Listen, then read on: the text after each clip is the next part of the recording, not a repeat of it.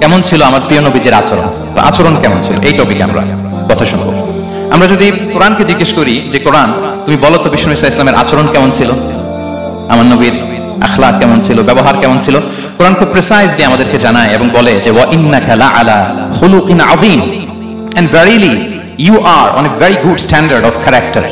এর অর্থ হচ্ছে নবী হে, নিশ্চয়ই আপনি নৈতিক চরিত্রের সর্বোচ্চ মানের উপর প্রতিষ্ঠিত। সুবহানাল্লাহ। বিষ্ণু ইসা ইসলামের মাথার চুল থেকে পায়ের নখ পর্যন্ত একটা কলমের কালির ডট ফেলার ক্ষমতা বিশ্বের কারণে, ঠিক কিনা বলেন?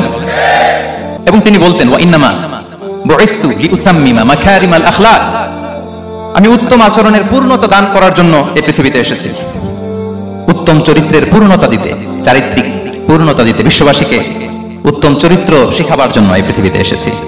আমরা তো আমাদের নেতাদের চরিত্রের ব্যাপারে বলি আমার নেতার চরিত্র ফুলের মতো, আসলে কোথায় কি বলতে হবে এই সেন্সটাই আমাদের নাই। আল্লাহু আকবার। বিষ্ণু ইসলামের চরিত্রের ব্যাপারে আল্লাহ তাআলা সার্টিফাই করেছেন। এবং আমাদের আয়েশা রাদিয়াল্লাহু তাআলা আনহাকে যখন জিজ্ঞেস করা হতো যে হে আম্মা আপনি বলেন তো আমাদের নবীজির চরিত্র কেমন ছিল, কাইফা কানা খুলুকু রাসূলিল্লাহ, কেমন ছিল নবীর চরিত্র, সাহাবারা বড় আগ্রহ নিয়ে জিজ্ঞেস করতেন। আমাদের আয়েশা বলেছেন কানা খুলুকুহু আল কুরআন, বিষ্ণু ইসলামের চরিত্র ছিল কোরআনী চরিত্র। কোরআনে যা করতে বলা হয়েছে, যা করতে বারণ করা হয়েছে, তা প্র্যাকটিক্যালি বিশ্বনবীর জীবনে সেটা করে দেখানো হয়েছে। এবং তিনি বলতেন عندما رسول الله صلى الله عليه وسلم يمشي على الارض كأن القرآن يمشي عليه, বিষ্ণু ইসলাম যখন রাস্তা দিয়ে হেঁটে যেতেন as if a living Quran is walking on the street, মনে হতো একটা জীবন্ত কোরআন রাস্তা দিয়ে হেঁটে যাচ্ছে। এত সুন্দর ছিল বিষ্ণু ইসলামের চরিত্র। রাসূল ইসলামকে জিজ্ঞেস করা হলো নবী হে, কোন জিনিস মানুষকে সবচেয়ে বেশি আল্লাহর জান্নাতে প্রবেশ করাবে? সুইলা রাসূলুল্লাহ সাল্লাল্লাহু আলাইহি ওয়াসাল্লাম আন আকসারি মা ইউদখিলুন নাস আল জান্নাহ, জিজ্ঞেস করা হলো নবী কোন জিনিস মানুষকে বেশি জান্নাতে ঢুকাবে? বিষ্ণু বললেন তাকওয়াল্লাহ ওয়া হুসনুল খুলুক, এক হচ্ছে আল্লাহর ভয়, আরেক হচ্ছে সুন্দর আচরণ। সুবহানাল্লাহ।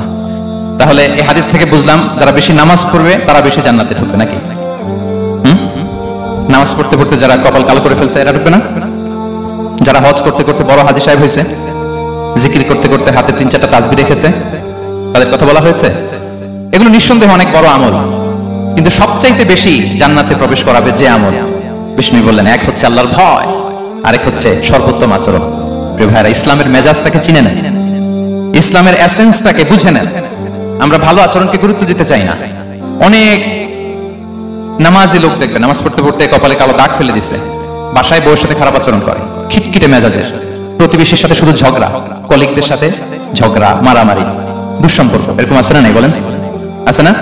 কিন্তু নামাজি, অনেক বড় হাজি, একদিনও কোরআন তেলাওয়াত মিস হয়নি, তো এত ইবাদত করেও সে ইসলামের আসল এসেন্সটাকে ধরতে পারেনি। বিষ্ণু বললেন সবচেয়ে বেশি জান্নাতে প্রবেশ করাবে যে দুটি আমল, একটি হচ্ছে তাকওয়াল্লাহ, আল্লাহর ভয়, আরেকটি হচ্ছে উত্তম আচরণ, সর্বোত্তম আচরণ। তো আমরা যেন উত্তম আচরণের অধিকারী হই, আমার স্ত্রীর সাথে যেন ভালো আচরণ করি, প্রতিবেশীর সাথে যেন ভালো আচরণ করি, ছেলে মেয়েদের সাথে যেন আমাদের অ্যাটিটিউডটা ভালো থাকে, আচরণটা ভালো থাকে, কলিগের সাথে যেন ভালো থাকে। বিশ্বনবীর আচরণ যেমন ছিল তেমন আচরণ যেন আমরা গড়ে তুলতে পারি। আওয়াজ করে পড়ুন আমিন।